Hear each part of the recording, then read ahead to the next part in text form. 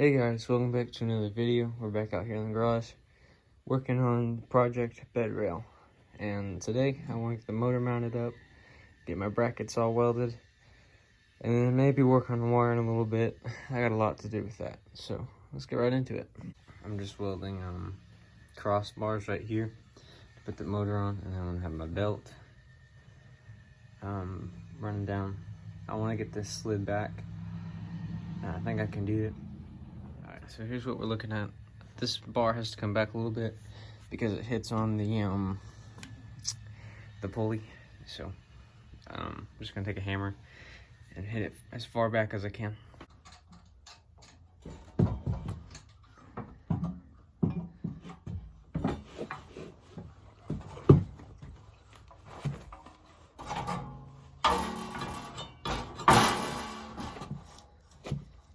Need to go back a lot more.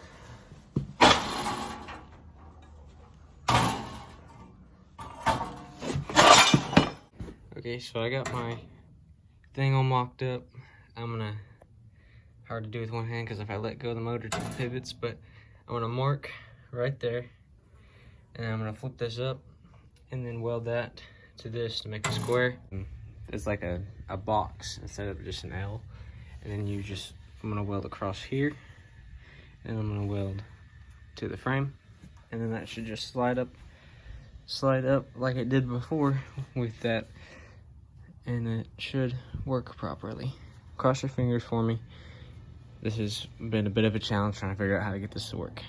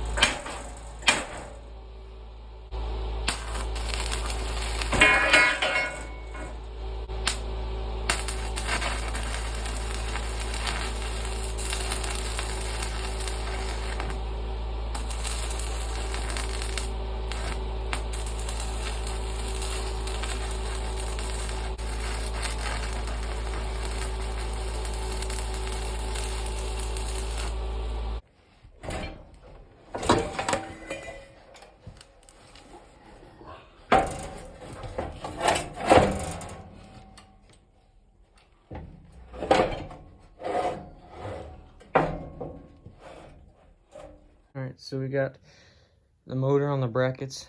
I'm gonna get it squared, straightened up, and then all I'm gonna do is do a weld here, and then on the other side. So before I get to welding, there's a couple things I haven't figured out yet.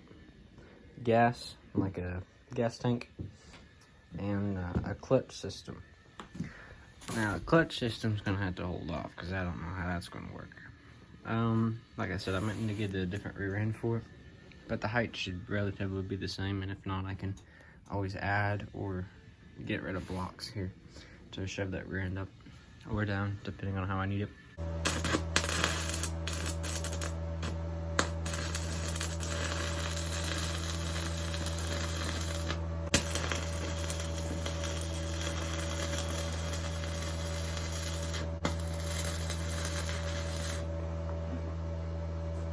Boy, I love just inhaling whatever's coming off that metal. It tastes so good.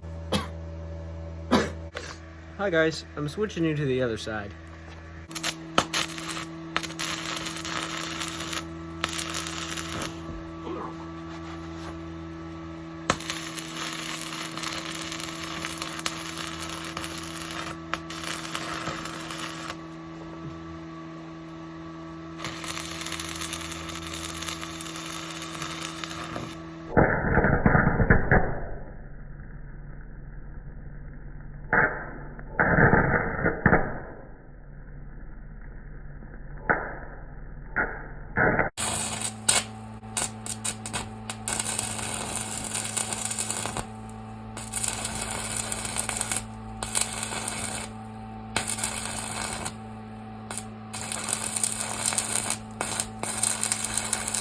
Let my little machine cool down. So it's a little machine, so I'm gonna let it cool down for I need to put a block under there and then get that piece welded up, and then weld some more on my brackets, like on the underside on both sides.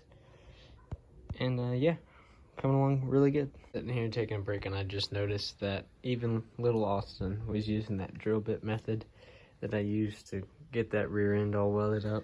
That's funny. I think there's another one right there. It just broke off. My welds have progressed a little bit, as you can see. So hopefully this one will stay together, because that motor flying off would be very bad.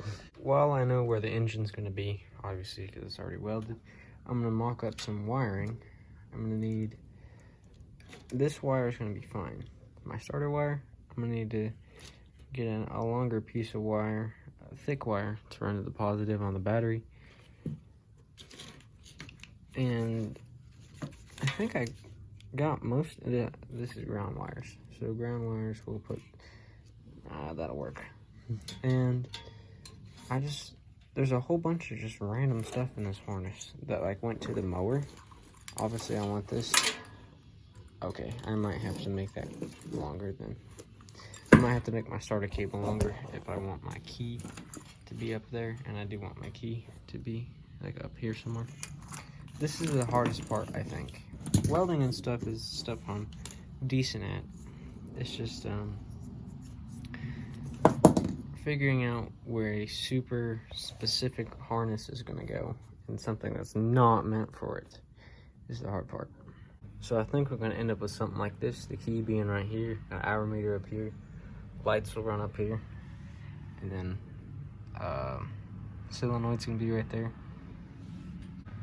I got some zip ties on the way in the mail. I guess for now I might just tape this up just to mock it up and see what we got going on. Maybe